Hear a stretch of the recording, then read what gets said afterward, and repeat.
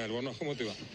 Bien, bien, en un día difícil, pero estamos en la plaza como 22 años atrás, ¿no? Como cuando llegó el agua y trepó nuestros barrios, los tapó, y la desesperación porque no había una voz de alerta, porque nadie nos evacuó. ¿Dónde estabas en ese momento? En Barrio Chalet, en mi barrio, en mi casa. ¿Tu barrio donde estás nací, hoy día? Donde nací, donde sigo viviendo. El barrio empezó a llenarse de agua. Hizo al revés de lo que hace el agua cuando llueve, ¿no? Empezó a tapar zanjas, zanjones, y empezó a subir por la vereda, te tapó la casa, 4,5 metros, o sea, nuestro barrio. ¿Cuánto tiempo subió el agua? ¿Te acordás? ¿O en ese momento como que perdiste noción del tiempo? No, habrán sido más o menos 3 horas, y cuando yo empecé a salir, iba y venía porque mi sobrina tenía una camioneta y nos iba sacando, y íbamos contando el tiempo. Cuando ya empezó a oscurecer, que eran las 7:30 de la tarde, el barrio estaba totalmente tapado y la gente estaba arriba de los techos, la gente realmente con una desesperación porque no sabíamos qué hacer realmente. Rapidísimo, ¿no? Uno siempre recuerda lo que pasó en el hospital de niños, donde se comenzaron a poner bolsas de arena y a las pocas horas el agua estaba prácticamente en el techo, superando algunos sectores del hospital. Totalmente, y de Santa Rosa para pasar a San Lorenzo tiene que pasar las vías del tren Mitre. Y ahí acumuló una cantidad de dinero, y cuando el río salta, digamos, esa defensa natural, empieza a entrar a Barrio Chalet, a San Lorenzo y a Chalet. Y después, un poco más tarde, salta lo que es la entrada, digamos, al puente carretero y la cancha de Colón en ese lugar como dique, cuidando entonces de alguna forma lo que es Fonavi, porque si el agua hubiese entrado con la fuerza que venía, realmente no quedaba Fonavi. Negra, ya vamos a hablar de las actividades previstas para la Carpa Negra, pero decime, ¿qué enseñanzas nos dejó la inundación y qué no aprendimos de la inundación?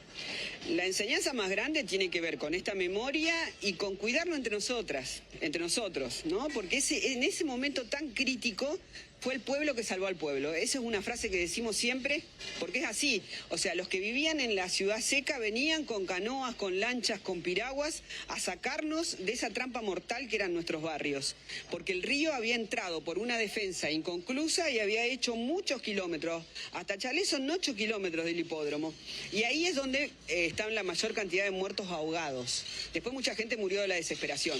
Pero la mayor enseñanza es que tenemos que estar juntos. Digo, en momentos tremendos la solidaridad fluye enormemente. Después, cuando se toman decisiones políticas, por ejemplo, al momento de votar, al momento de elegir, tenemos que saber juntos qué hacer. Y lo que no se aprendió, y en realidad no lo aprendió la justicia, es que todavía nos da vergüenza la justicia santafesina porque no hay justicia en la causa inundaciones.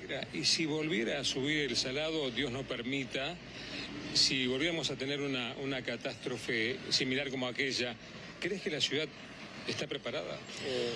Hoy tenemos plan de contingencia, hoy tenemos otra forma de organizarnos. En ese momento no había nada, absolutamente nada. La gente salía y no sabía si ir a la escuela, a la iglesia, a dónde se iba metiendo. ¿Hoy crees que estamos mejor? Hoy estamos mejor, las casas bombas están un poco mejor, pero nos falta todavía desagües, porque esta es una ciudad inundable por lluvia, pluvial, y todavía no se han actualizado los desagües en Santa Fe. Y entendamos que desde la mitad de la ciudad hacia el oeste, eso cae todo en las casas bombas, que son muchas, pero muchas veces están tapadas de basura, están sucios los canales, o sea que para que el agua llegue a la casa bomba se demora muchísimo, y así tu casa se inunda. Eso todavía no lo resolvimos. Háblame de esto que conversábamos antes de salir al aire, tan interesante, que tiene que ver con una ley provincial que está sancionada, pero que no se cumple, y que tiene que ver con que el tema debe hablarse en las escuelas, y en las escuelas de la ciudad fundamentalmente, y hay escuelas que no lo hacen. Totalmente. Nosotros luchamos por esta ley, hicimos un acampe frente a la legislatura, el Senado, que es tan difícil, lo votó. Se completó entonces, y esta ley es ley, y es la 14.037, es para que las escuelas trabajen el tema, las causas y las consecuencias de la inundación del 2003. Porque me parece que aprendiendo es como nos vamos a repetir, aprendiendo qué nos pasó, por qué nos pasó, cómo hicimos, cómo nos evacuamos, cómo existe un plan de evacuación, es como esta ciudad podría estar mejor preparada en una eventualidad de otra inundación. Entonces, lo que pedimos al gobierno provincial, y a todos los gobiernos lo venimos pidiendo, al gobierno de Puyaro, que implemente y que sea obligatorio. Es obligatorio por ley, pero que se haga cumplir entonces esta ley que es nosotros le decimos la ley del pueblo inundado, ¿no? La memoria del pueblo inundado. Que se cumpla en las escuelas, que los niños trabajen este tema, porque para nosotros es fundamental. Conocer la historia, de eso se trata. Conocer la historia y una memoria que sea colectiva en función de cuidarnos. Es ni más ni menos que eso. Además, en mayor o en menor medida, todos tenemos un pariente o un conocido o alguien allegado a la familia o a uno que sufrió la inundación, ¿no?